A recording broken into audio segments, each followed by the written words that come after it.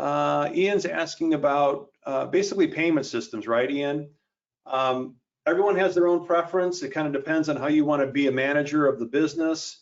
I would say nowadays the plurality of laundromats are now on a hybrid system where they are taking both coins and credit card, debit card, and perhaps also mobile payments on the same reader. So off the top of my head, that's roughly 40% that are quarters only, about 45% that are in the hybrid category, and then that last 10 or 15% would be sort of cashless or card only. So it really depends on how you want to manage the business, how much time. Quarters by far is the most labor intensive. No argument there to be made. It's still the preference of a large chunk of the operators. Don't get me wrong, it certainly is popular.